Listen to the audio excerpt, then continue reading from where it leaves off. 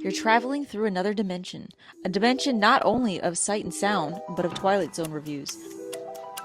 A journey into a wondrous land of intoxication where a father, son, and guest drink and retell episodes of The Twilight Zone.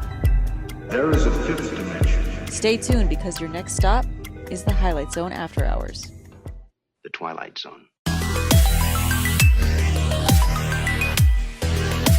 And welcome to the beginning of Season 4 of the Twilight Zone After Hours. I am Steve. And I'm Kelly. What's up, buddy? You ready to man. do this? Let's do this. This is good. So what we did is last year we finished Season 3, but here's the backstory is we actually started this show 3 years ago. This is our 4th year of doing it. And Season 1 of all of our retellings and recaps don't exist anymore because they're on a platform that doesn't exist. So what we're doing is we're going to be doing Season 1 again, and we're calling it Last Call. You see on this wheel, episodes 1 through 14 have been put up here, and we're going to spin the wheel, and whichever episode it lands on, if it's a last call that we've already done, we have a 2-minute retelling that we're going to do with no research beforehand, no watching it the day before. We're going sheerly off of memory. Which scares the shit out of me. Absolutely. Because I have no memory. Yeah, So you need the book.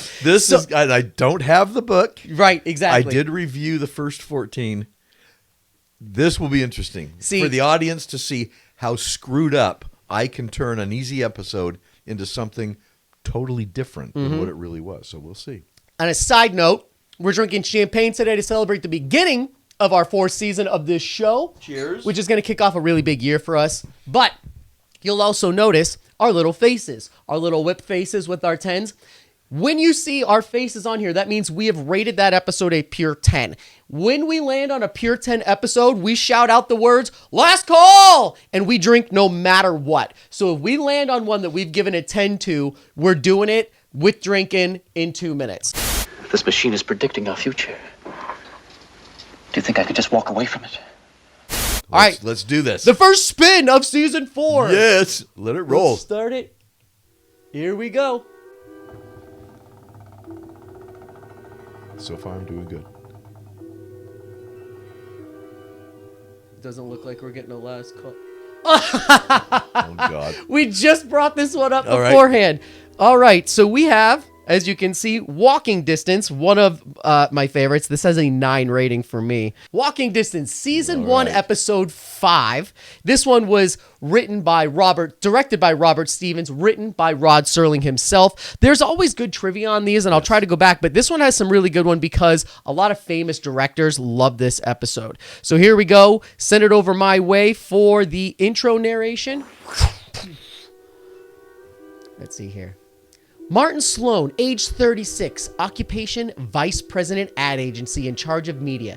This is not just a Sunday drive for Martin Sloan. He perhaps doesn't know it all the time at the time, but it's an exodus somewhere up. Somewhere up the road. He's looking for sanity, and somewhere up the road he'll find something else. All right, I'm getting this going on. I this love it, season. man. Walking Distance, Season 1, Episode 5. 2 minutes on the shot clock. Bring it. Let's do this and go. So this business executive in a sports car, a convertible, and he's wearing a suit, pulls up to a gas station, hits the brakes, dust everywhere. He spends 10 seconds dusting himself off the dust off his suit, calls for the gas attendant to come to him. He says he needs an oil change and I think a complete engine replacement. The guy says, "Oh, that's about an hour, so we're good to go." So he says, "Hey, this little town, Oakwood or whatever it is, that's walking distance." Yeah, it is. So he heads out and he figures he'll just walk there while his car's being fixed. He goes into this town where he was raised as a boy. He starts looking around, and what I found was interesting, he does not notice that it's time lapsed back when he was a kid. But he's looking at the houses. He recognizes the streets. He starts naming off who lives where. And he comes to the house, and he asks this kid if he knows so-and-so. And the kid says, "Yeah, I know him," and it's him. It's Martin. He realizes, "Hey, this is my house. See if I know this guy." So the kid runs away, a little bit scared. He says, "You're not him." And he ends up walking to the park. He meets a woman with a little kid. They're playing around. They're on the Ferris wheel or the merry-go-round. And he goes to his house. He's curious because now he's realizing this is back in time. I want to go see the house. So he knocks on the door. His mom and dad open it up. And he says, "I'm your son." They can't believe him. Obviously, they don't know who he is. So they throw him out. They're scared. He leaves again. He goes to the park. And in the gazebo is a kid carving his name in the initials. Well, it's him. He's carving his name in this. He goes to the kid. The kid gets sort of scared. He says, hey, man, everyone does this. It's not breaking the law.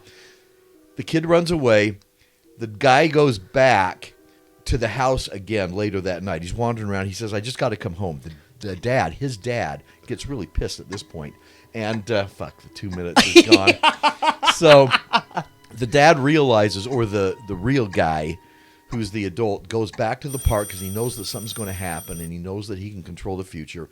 He runs to the park that night on the merry-go-round and tries to find himself. The kid's sitting on a horse. He's behind him. He starts calling his name. He chases after him.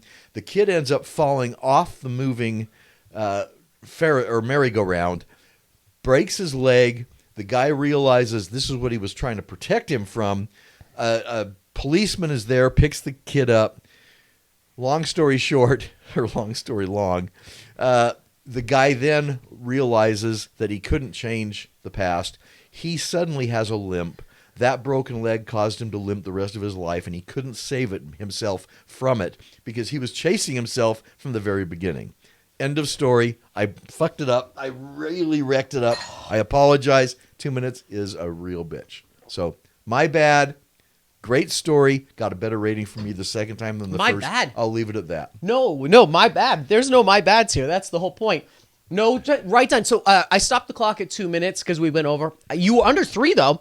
Okay. And with no last rewatching, I give your retellability very high scores. It's very good. All right, so closing narration. Send it over my way. Whoosh. Martin Sloan, at age 36, vice president in charge of media, successful in most things, but not in one effort that all men try at some time in their lives, trying to come home again. And also like all men, perhaps there'll be an occasion, maybe a summer night sometime, when he'll look up from what he's doing and listen to the distant music of what is that, a calliope? Calliope, and hear the voices and laughter of the people and the places of his past. And perhaps across his mind there'll be a fit little errant wish that a man might not become old, never outgrow the parks of a merry-go-round of his youth, and he'll smile then too, because he'll know that it's just an errant wish, some grasp of a memory, not too important really, some laughing ghosts that would cross a man's mind that are part of the Twilight Zones. But here's what we do. This season, since we've done it, walking distance is coming off the board. And in place of it, we will add season 1, episode 15 to be added to the mix. So now we have an empty spot there. Nicely done. Do you remember your rating on this episode? I think it was a middle rating, like a 6. After watching it the second time, or the 22nd time, I raised it up substantially. Oh, okay. I thought this was an excellent telling of this scenario. It had the twists. This broken leg thing, classic Rod Serling. Yep.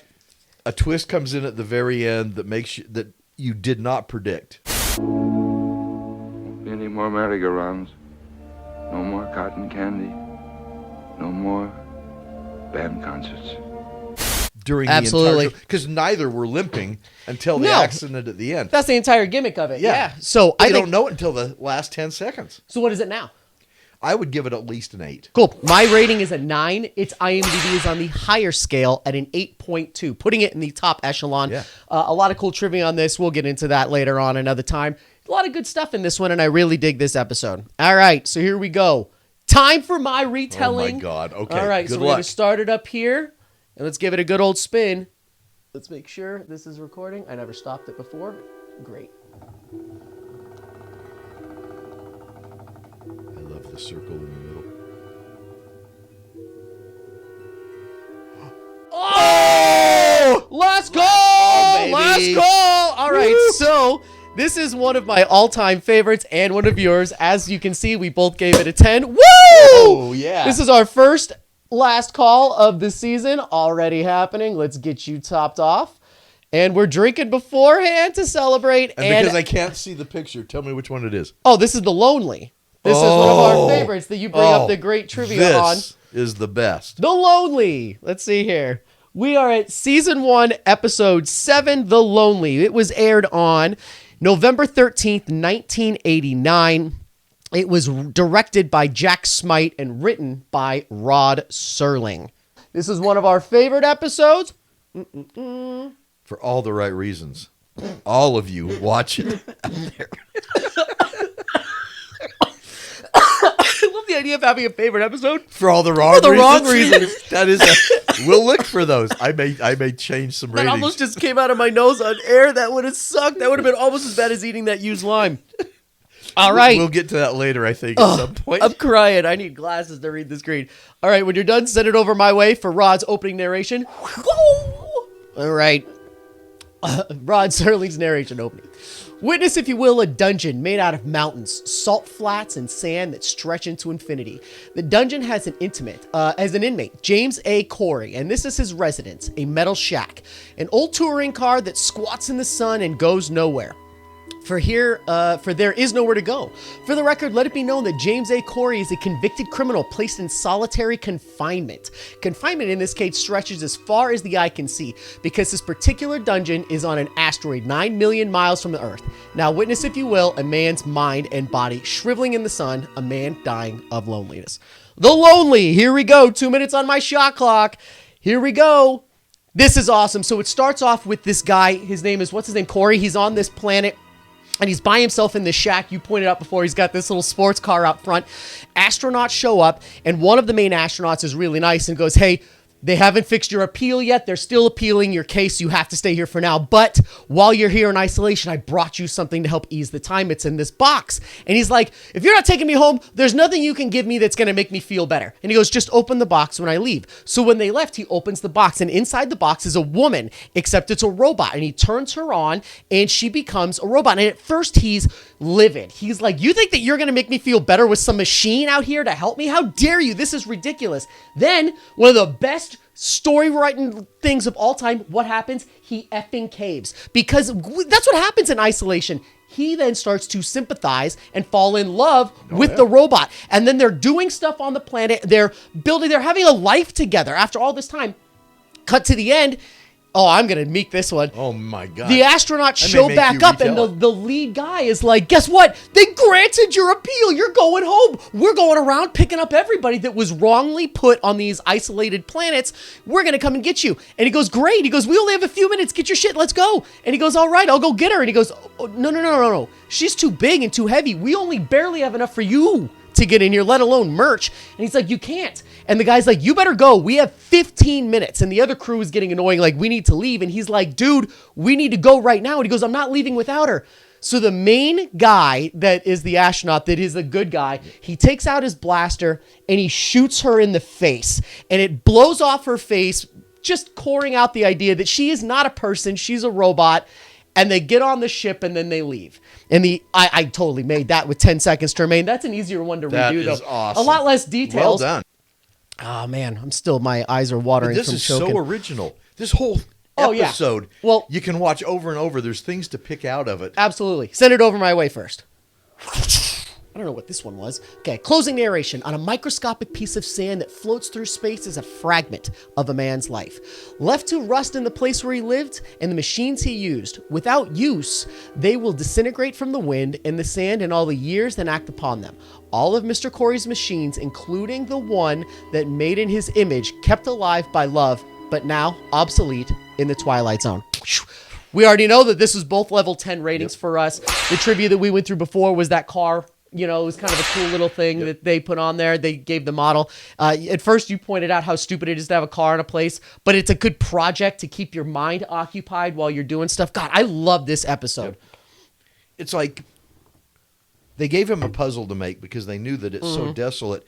And they only came, this is a supply ship that comes every year to give him more supplies.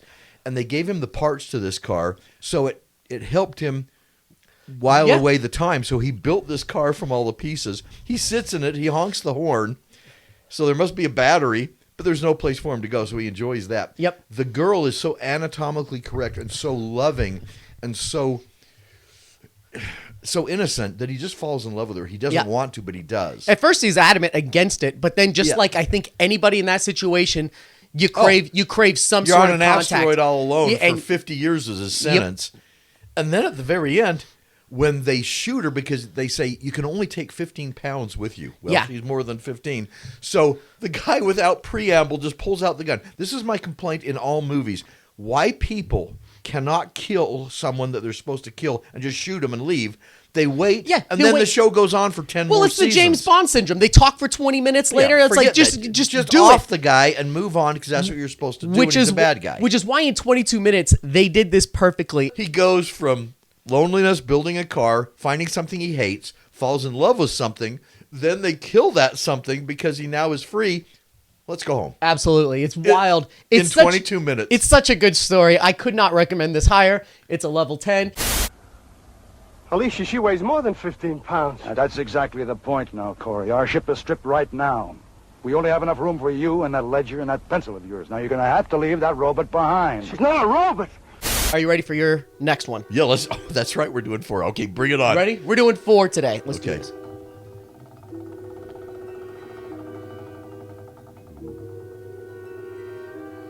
Oh no, are we? Come on, baby.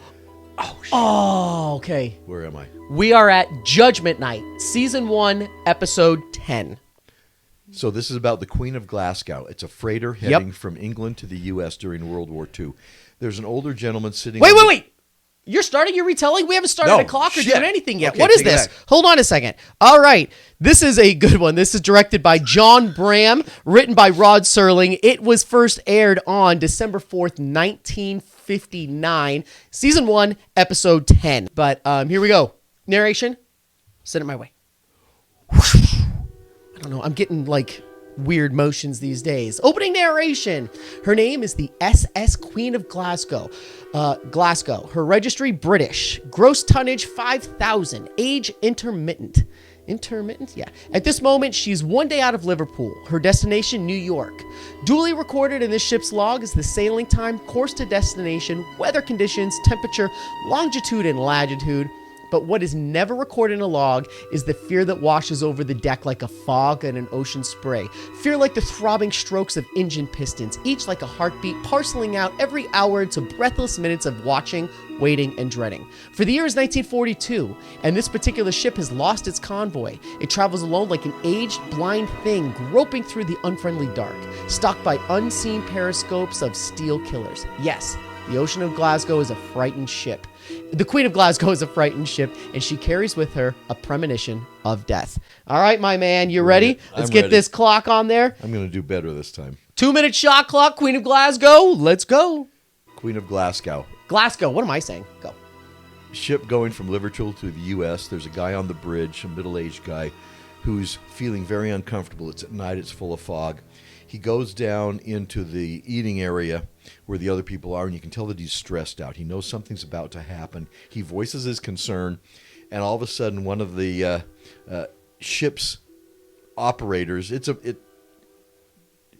not a military ship, but it's as a freighter, it's always under military control during this time. And the guy voices his concerns. The guy he's talking to goes to the captain and says, "Hey, look, we got a passenger that's got some problems. He's concerned about the ship." So they go and meet him in his room, and he says, "You know what? These waters are unsafe. The Wolf Pack, which are the German submarines, we're right in their path. I'm worried that something might happen. I'm very concerned." And the captain of the ship's worried, thinking this guy knows something that we don't know. Maybe it's a saboteur. So they search his room. They're concerned about him. They look for passports and so forth, and it's unsure as to what his background is. He goes into his closet and he pulls out a captain's hat as a submariner. He's a captain of a U-boat. And now all of a sudden his memory's coming back a little bit, and he goes, "What am I doing with this German submarine hat in my closet?" And so he goes out on the bridge again, and all of a sudden he sees in the distance there's a torpedo coming his way. The torpedo hits the ship, blows it up. Chaos ensues. I love this part because the photography, the footage from this submarine as it's sinking is amazing to me. The ship goes down. Last scene, he is transported to the bridge of his submarine with his second in command. They're talking about the innocent people that might have been killed. And his second in command says, "You know what, maybe we should go rescue him." He says, "No, this is a war situation. We got to leave him to fate." The end of the story is the guy says, You're going to end up living this for the rest of eternity to the captain, and that's why he's on the bridge. See, 2 seconds over. I think that still counts, but hey, I'm doing it. I'm finishing this one. I love this story. Okay. Love this story. So I have to tell you, my favorite part of the episode was skipped over in the retelling, and that is the part where the camera zooms over to the German U-boat, and the camera zooms in, and it's him. It's him on the you bridge. see him on the bridge in his Nazi thing, just giving death commands to everybody, and then he's like, wait, what?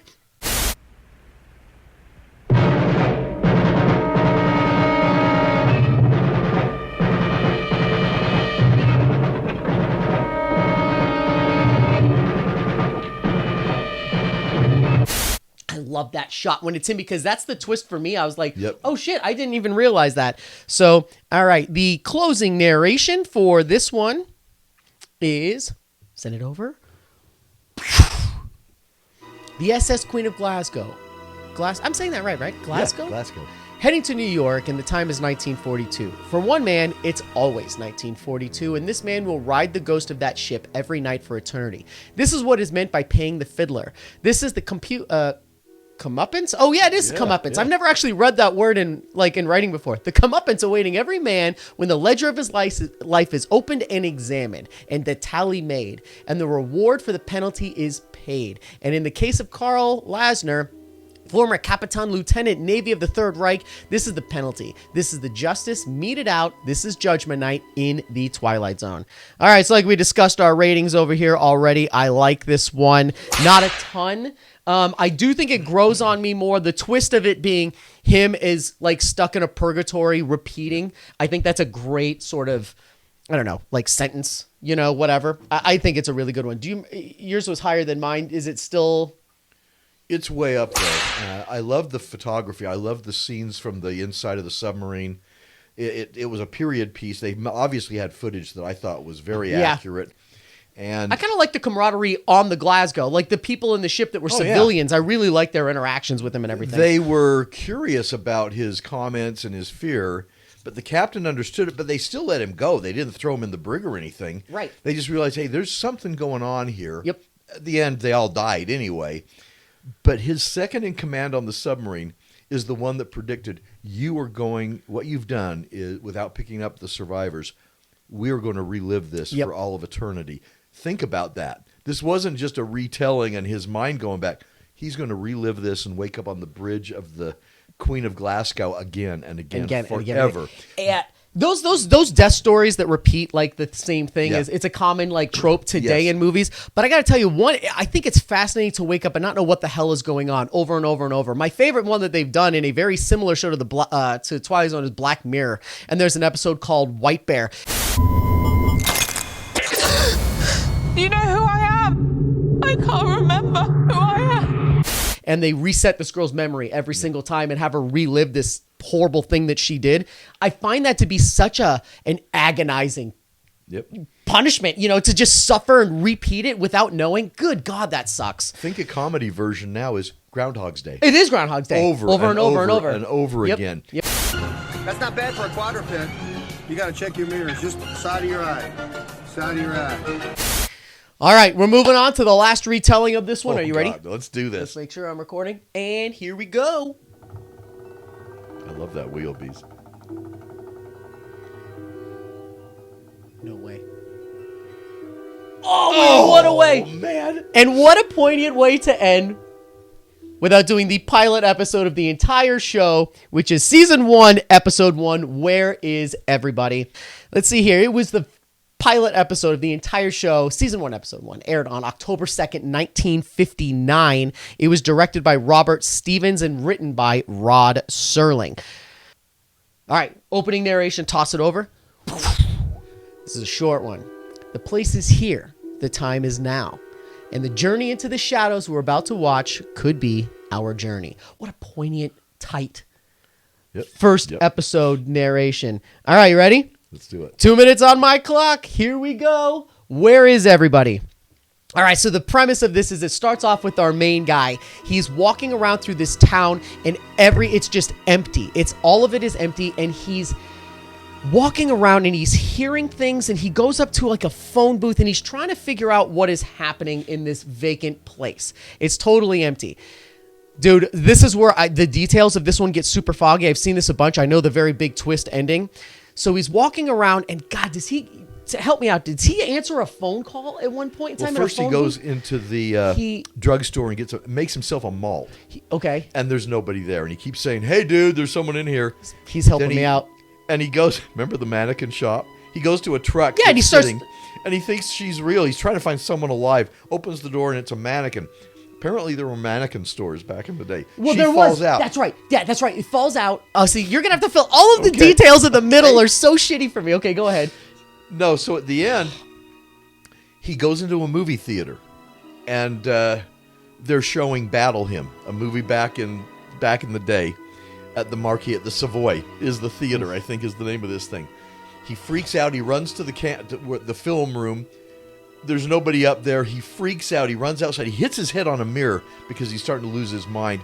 Knocks himself out, wakes back up, runs out into the street. It's nighttime. He ends up out in the park, and that's where the phone booth is. Okay, then a phone call happens, right? Yep.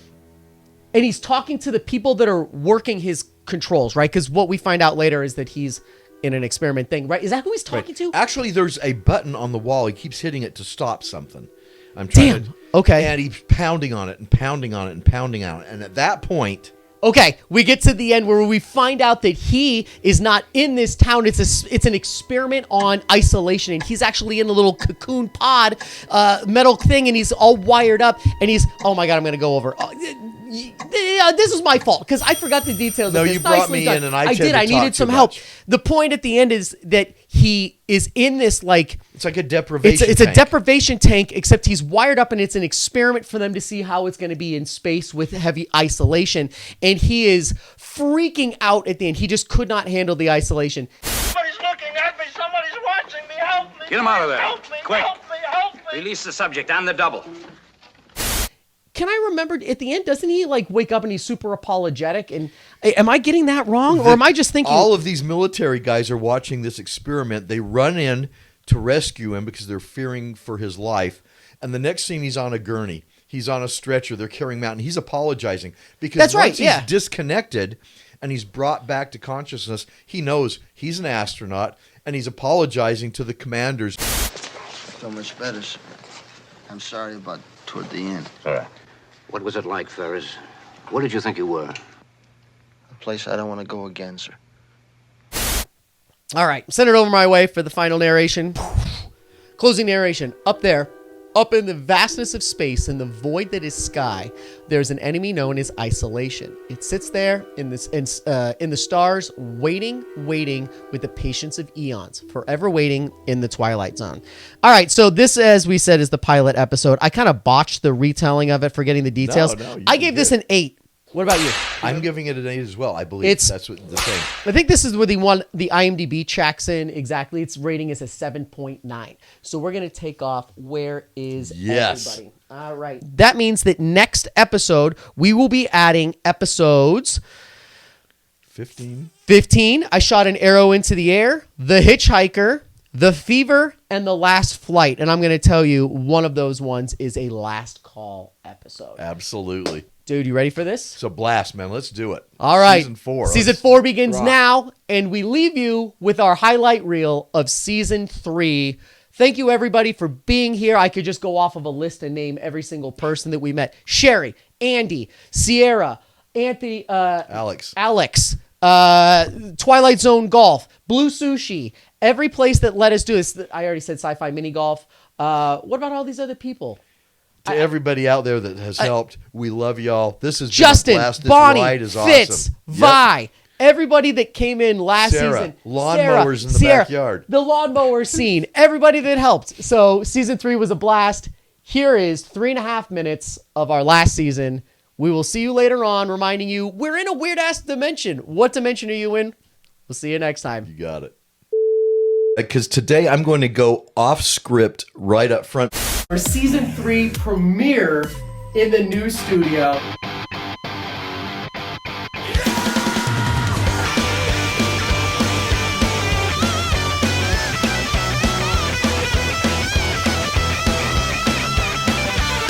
Just stop it. Stop it. That's it.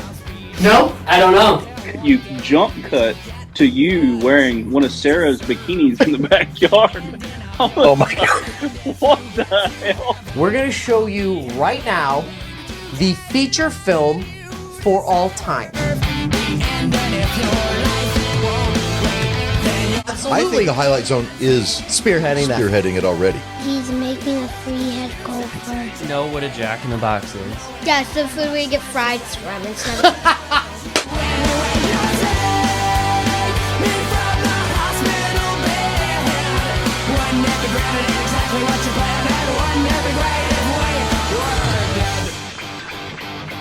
Owner, the CEO, the mastermind behind the all things. The owner.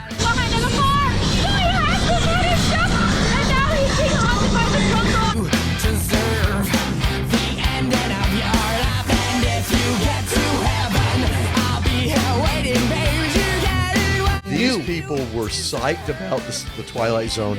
They knew what they were coming for. The enthusiasm was contagious. You could feel it. It was awesome.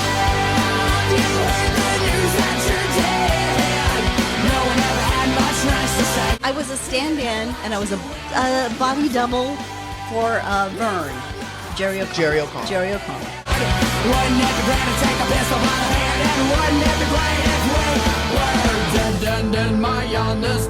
It's a Twilight Zone game.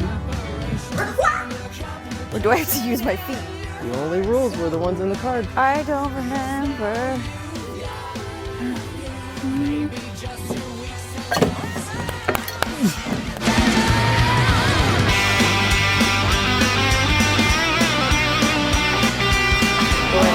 Okay, well that's something on fire.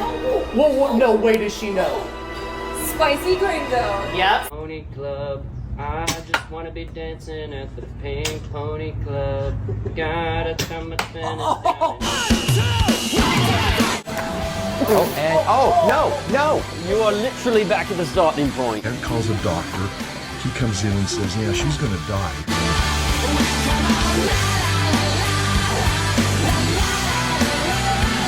Things look huge out there. They do.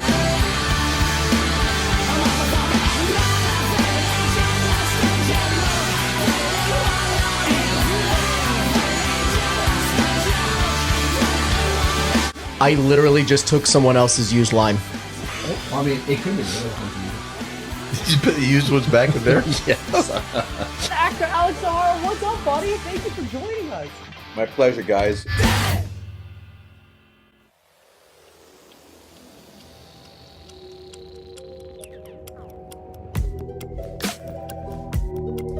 Makes you wonder, doesn't it?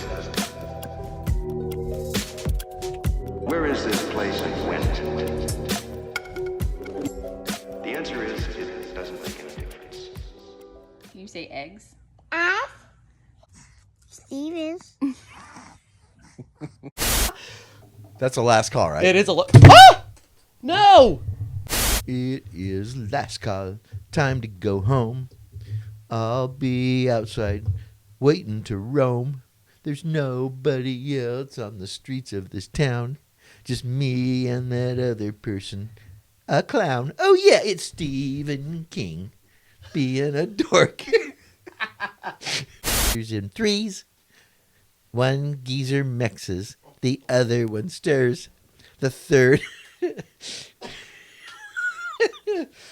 The third changes his depends because it's not hers. What the hell is happening? All right, hold on. Let's clean this shit up. Do they come with breakfast? Pancakes. Served on a plate.